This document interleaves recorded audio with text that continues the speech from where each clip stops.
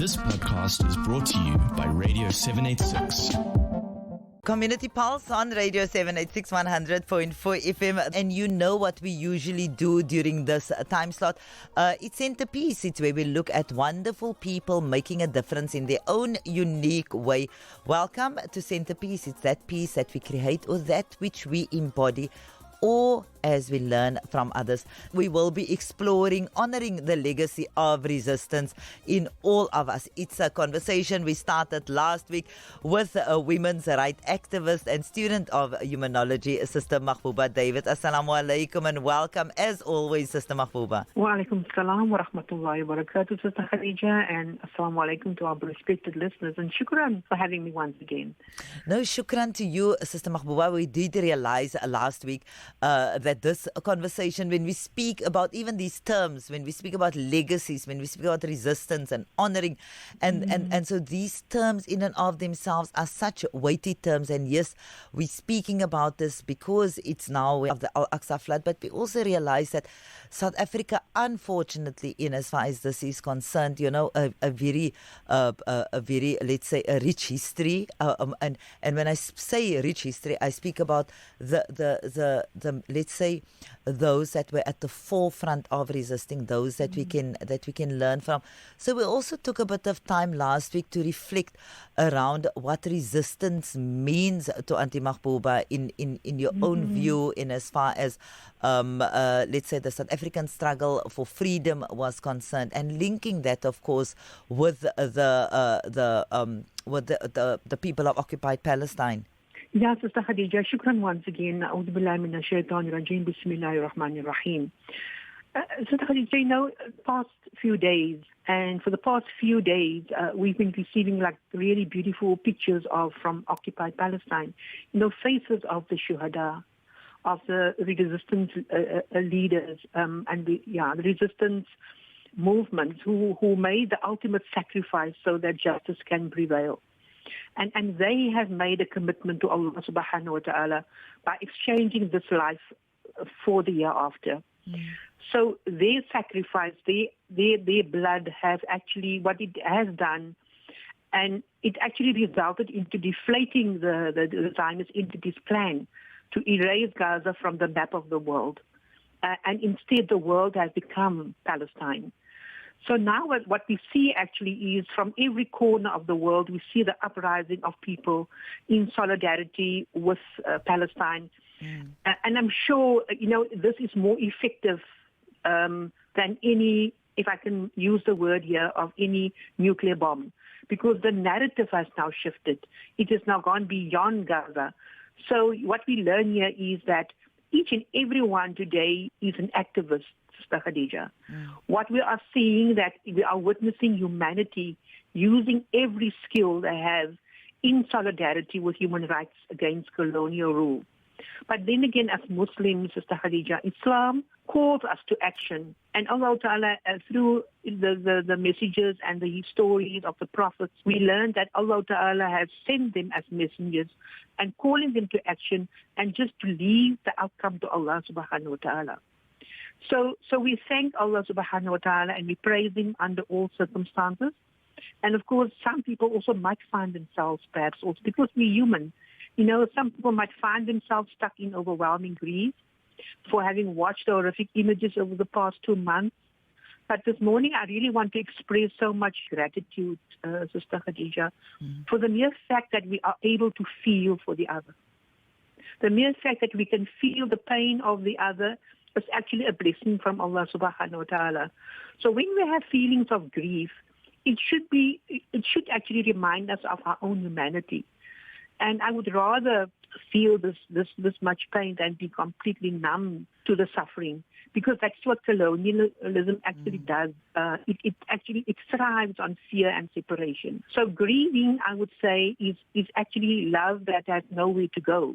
So when we actually go beyond the grief that we feel, and we will actually find the love, and we can actually channel that love by going into our communities and express our faith by doing good to others until Allah subhanahu wa ta'ala brings a victory, inshallah. So here again, we talk about resistance, and we talk about the lessons of resistance we would not have seen the change and the narrative if we have just sort of just waved the white flag or the olive branch, things like that. So here we see the wisdom in activism. We see the wisdom in resistance. So what we learn is that the Palestinian struggle for freedom and human dignity, which is recognized by the international law, encompasses the universal right for occupied nations to right to resist. But then why do we actually sort of we have to live with the narrative that, like as it was portrayed in the media in the past, that it's a fight between two factions and not a fight between the occupier and the defenseless people's right to exist. So now coming back to our own history, Sister Khadija, like Nelson Mandela actually called the struggle of Palestine the greatest moral issue of our time. So the same message was also echoed by countries like the Latin American governments, like Brazil and Chile and Venezuela, Bolivia, El Salvador, and Peru. These countries actually took a united stand in support of the people of Gaza, and they share the same history of genocide, sponsored by the same Zionist regime. And we can actually say that about South Africa as well. We can relate to that, right? So it is said that the goal of Zionism is actually to dispossess and ultimately destroy an entire human society. Now look at this, the aim that they have, the goal that they have. And this statement was actually echoed by Shahid Abdullah Harun when he noted that. He said, the Zionists have misappropriated those properties and are not going to leave or give up possession of the stolen land until they are kicked out. And that day shall definitely come. He was speaking about land. Now, this was said in 1966. And further, I really want to thank the International Islamic Committee for Women and Children for their insights by looking at the Protocols of Zion, one of the Protocols of Zion, where it actually says the Protocols of the Elders of Zion also notes that the focus is to break down morality everywhere, facilitating Zionist control. And also they mentioned to say that the psychologist or psychiatrist Freud is one of us and would continue to expose sexual relations in the light of the sun so that there would be nothing sacred in the eyes of young people. And his main concern will be to satisfy the largest sexual instincts and then break down morals. Now, 25 years ago, Sister Khadija, we entered into this democracy. And we actually entered into, from an apartheid system, we went into a secular system, right? And that constitution, the new constitution of South Africa, actually, it's mentioned as the best constitution in the world. But yet what we actually see, we are witnessing the protocols being mentioned have a devastating effect on the freedom-loving people. What we learn actually here, Sister Khadija, like I said earlier or last week when I said that Zionism has numerous tentacles. Yes, right? yes. So what we learn here is that the majority of the African land, we talk about land, is still in possession of near 13% of the population. That hasn't changed since our democracy. The campaign to break down morality in South Africa is thriving, particularly through the type of sex education being promoted in schools and media. And again, Sister Khadija, what we learned also, the abortion on demand in South Africa, the legalization of abortion, the taking of life, and same-sex marriages being legalized. But you see, actually, gangsterism is allowed to thrive, while our children become like zombies. Through the free flow of drugs in our communities, that is all allowed. And at the same time, our people remain landless and struggling to house our families. So what we learn here is that, what we learn, how Zionism actually plays itself out in South Africa is the legislation of immorality, right? What we learn here is that a nation is nothing more than its morals. Yeah. So if there's no morality, there is no nation. And as mothers, Sister Khadija, we can be proud to say that we actually we were actually, we could see where this country is actually going. Because now you enter into a democracy. But the first thing that was legalized after we have casted our vote was the legalization of the taking of life. The irony, no? Yeah, now we can see also, and we actually had marches, we protested, we continued, we still up to today, we continue by having educational programs around the consequences of abortion on demand. But yet, Sister Khadija, when we actually open up these conversations, what comes from the women, what comes from their hearts, and how they also were really affected personally by having followed these kind of legislation to say that it's okay, I can do away with my baby for the sake of convenience. And that actually, what is so concerning, it has actually entered into the Muslim community, right? So we actually, at the Gender Justice Conference, we hosted I think it was in 2006, it's a while ago, but yet the stats was revealed there at that particular conference was 200,000 Muslim girls have had abortions in state hospitals. Wow. Now that is very concerning. We haven't really managed to get new stats from social development. But that actually just stays in my mind because it can be my daughter or your daughter.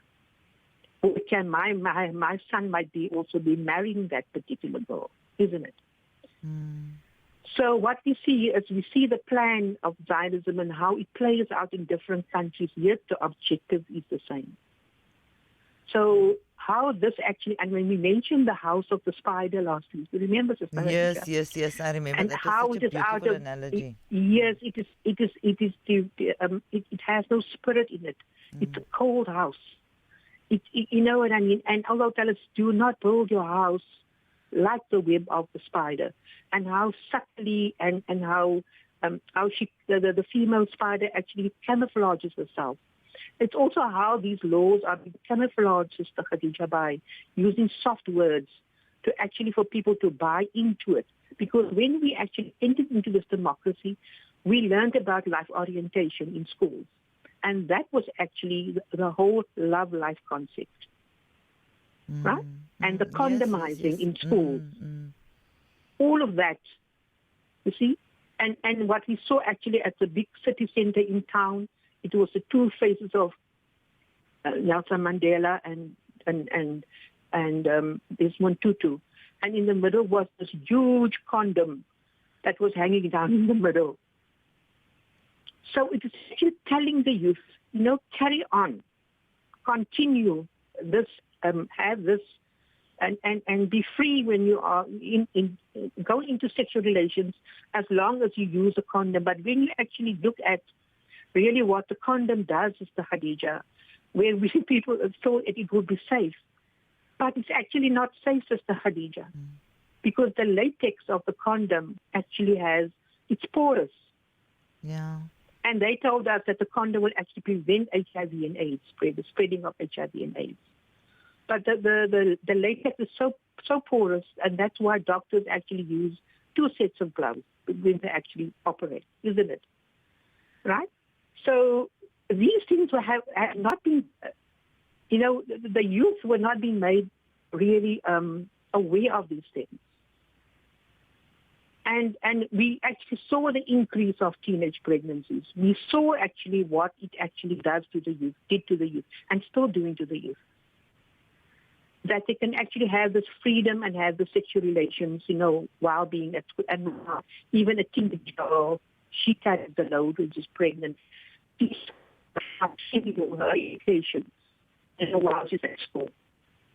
And I can tell you, Sister Khadija, as a mother, what kind of conversations do these girls have with one another?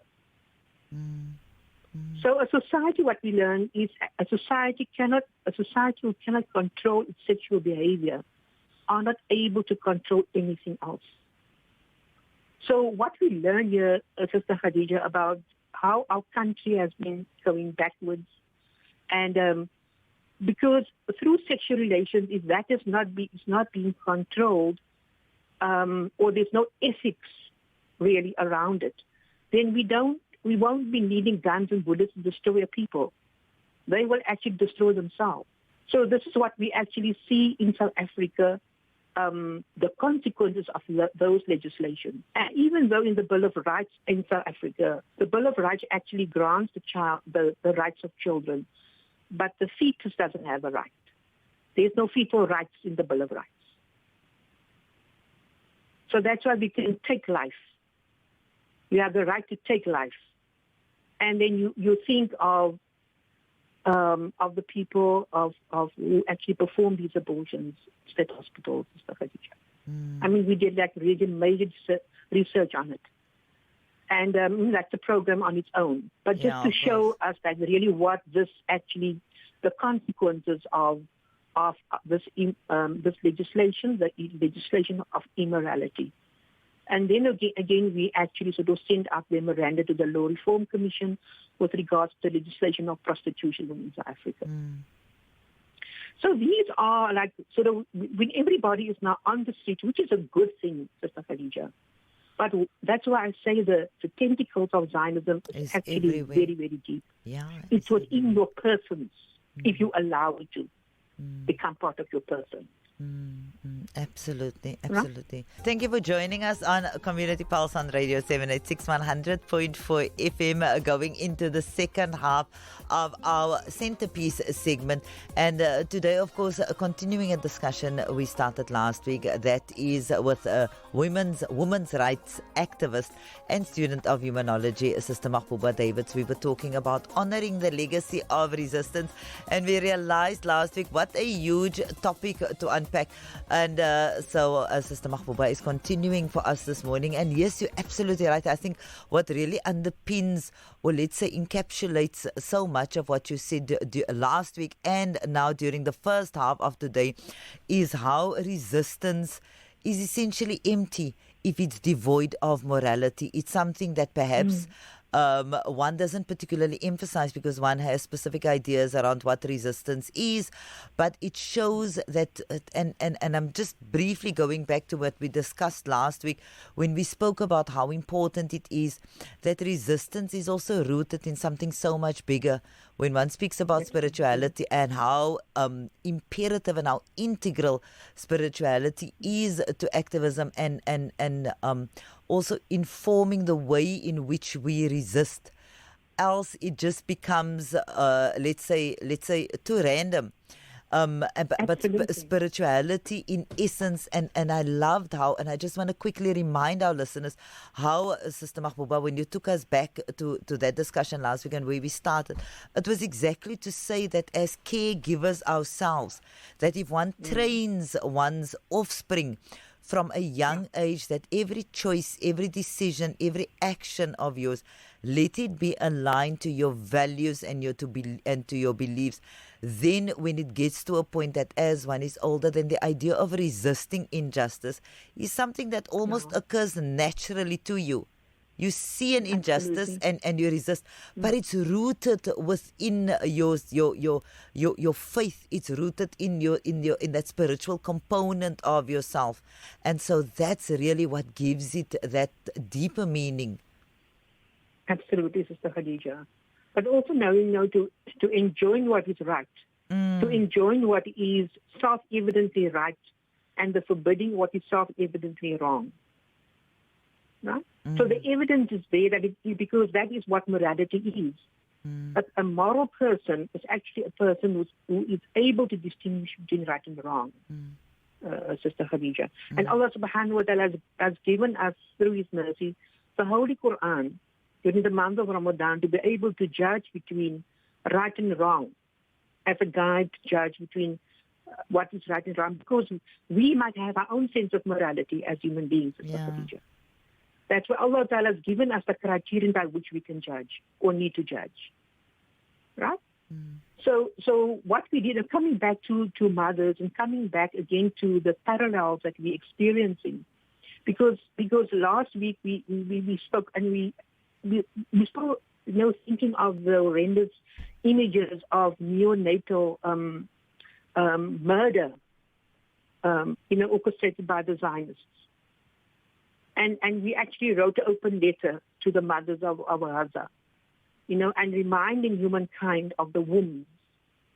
Because Allah is ever watching what you are doing to the womb, right?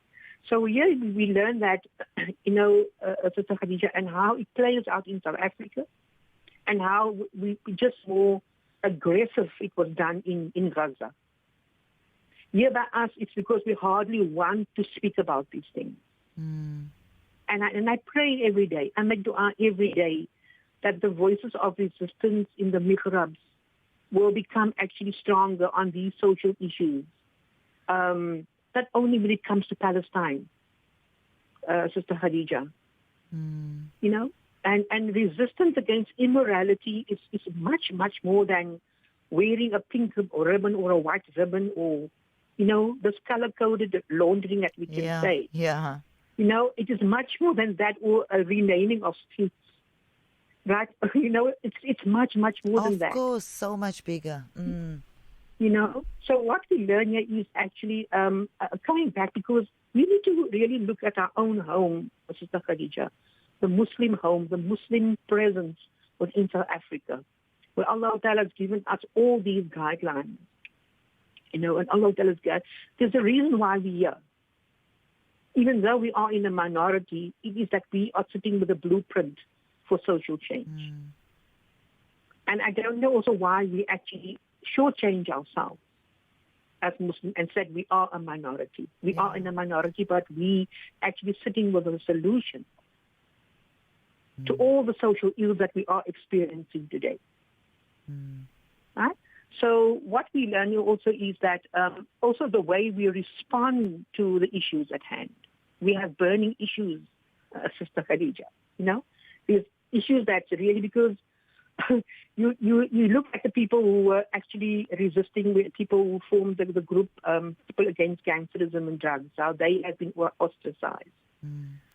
People who took up that particular challenge against the powers that be, and how they were actually sort of ostracized by the communities.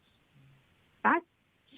Things like that, they are unstoppable. They still continue in doing so, even though they were unjustly incarcerated. Right? Now, we have to really take a serious look at us as a Muslim community and our contribution towards social change. Because like I said last week also, we need to free ourselves from the Zionists within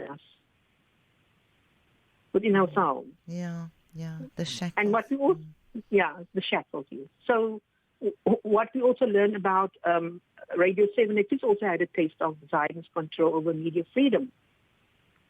And but due to if people did not resist, Sister Khadija, it was over 14 years that it actually, the 14-year court battle, right?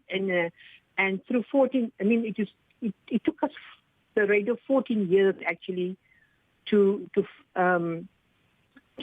claim victory over this particular control that the Zionist entity wanted to have over media freedom.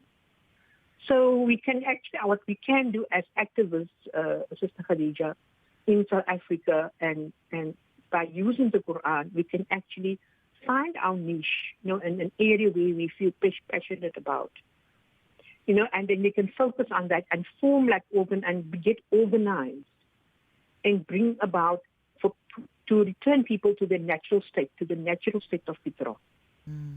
Right? So by speaking out against all of these ills within society, and that is what we can use and do currently within our particular country, because I feel there's so many parallels between Gaza and South Africa.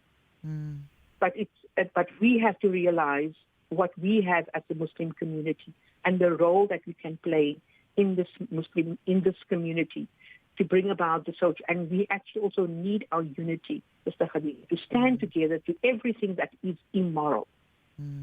Right? So I personally feel that we can actually draw strength from the Gazan people. Really draw strength, because the world is actually in awe of their steadfastness. Isn't it? Of course, yes. I think if we can come to a point, not that there has not been really efforts If we can actually sort of make that particular decision as one particular body, of Muslims as believers, then we can actually sort of also be a great asset to this particular community, the African community, and bring about that social change. Because if Robert Sobukwe actually had this, he could tell us that the Muslims are sitting with a blueprint for social change. Yeah. If he could see that, why can't we also not see it? Why don't we get these revolutionary messages from our migrants? Messages of resistance from our in our madaris, talks in our homes about resistance, Sister Khadija. Right? Yeah. Because I just touched on one particular point today. I mean, I touched only on what is happening within our communities. Quietly, we don't know because there's a lot of shame attached to having had an abortion, isn't it? So we don't want to talk about it. It is too close to who we are, or we want the world to know who we are. So that we have to really look deep at ourselves. Because when you open up these conversations with women, and it's amazing what comes from them, and then quietly they can tell you, Sister Khadija, but I have been thinking about this. And they will tell you actually case studies of what happened to them while being in hospital, while they've been in a gynecological ward, and next to them was a young girl who had an abortion. Yeah. But it's almost like it has become normalized. It has reached a point where it has been normalized. Yeah. Or also, if one thinks about it, Sister Magboeba, it's this idea we being progressive and forward-thinking, that would be conflated with ideas around that. So hence this, and you know that in if one looks at writings or sort of Islamophobic tendencies, then Islam would be framed, or let's say even people of faith generally, of course Islam in particular, framed as being backward, because it's still what we do and how we act is still rooted within morality, and that morality, of course, for us comes from Quran, comes from the Sunnah of the Prophet Muhammad sallallahu alaihi wasallam. But religion, we know that often in a modern society, religion is often framed as being backward. So the idea that one, for example, when it comes to you mentioned specifically abortion, it's framed through that lens. And I think it's so important when you for example, when you point out about say in terms of resistance, in terms of, yes, absolutely, even within many of our mosques and our madrasas, that type of language is absent, because it's almost again it's associated with a type of let's call it rebellion, which is so it's so. One can't even call it an oversimplification. One can call it something completely different. I mean, there's not even a let's say a similarity between these two. Because when we talk about resistance, of course, it doesn't always necessarily mean picking up arms and actively resisting, like many of our forefathers did in the armed struggle within South Africa. But it means speaking, at the very least, speaking out against injustice. Absolutely, Sister Khadija. We need to act in every which way, or use our skills. Today the youth have skills, they have technological skills. And you look at the beautiful reels that they put on social media, and it's all ways and means that we can resist, and get rid of the system.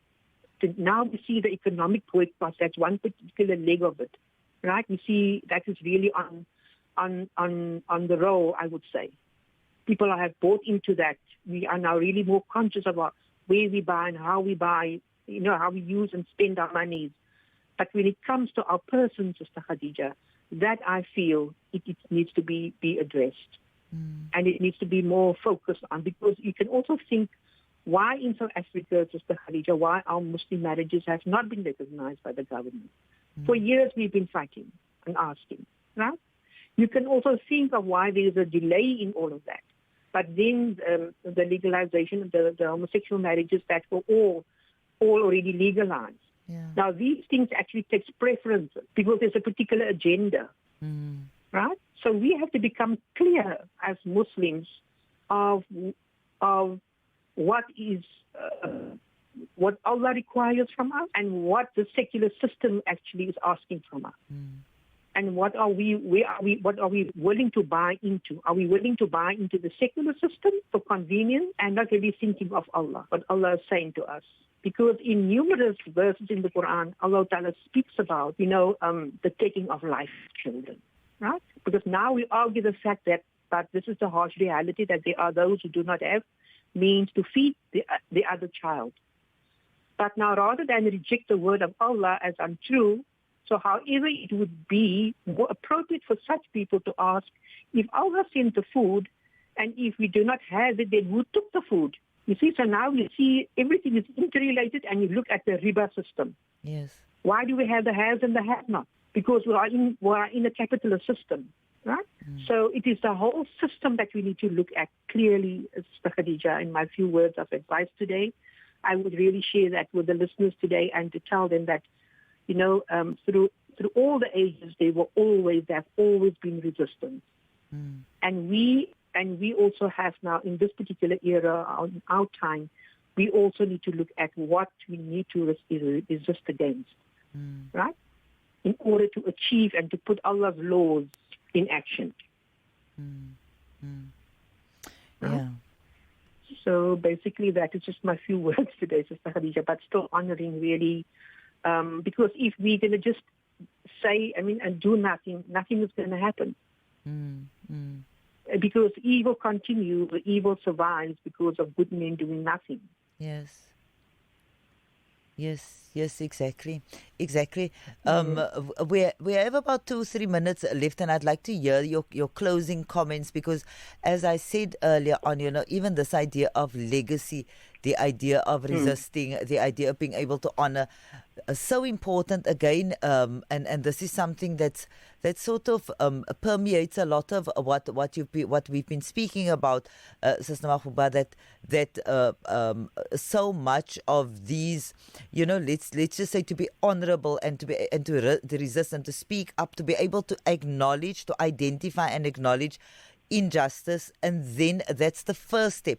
So even that has become so, let's say, almost so obscure for us, so clouded for us, that we're not even also always even sure, because we become so, what you were referring earlier on to, the shackles, we become so consumed by that, and maybe let's deal with that for somebody else to do, or maybe it's not so bad, maybe I don't need to actually speak out. So that in and of itself, the idea of identifying injustice, seeing it for what it is, and then acknowledging that it does exist, and then moving on to the point where one even actively resists. So really, what is so problematic is our seeming and our apparent inability to even see injustice when it does occur. And going back to something you said earlier on, when these so much of what we're seeing in the world, what is happening, when it becomes normalized and we become desensitized. So perhaps just in our last 2 minutes or so, Sister Magboeba, just for us to really reflect on that and opening our eyes and being aware of what we see or what is around us. Absolutely. Yeah, but shukran, Sister Khadija, because being a student of humanology, right, because Allah Ta'ala said, I'm going to create insan. I'm going to create a human being on this dunya, right? So what insan actually means, the human being actually is the one who has had all his faculties developed, right?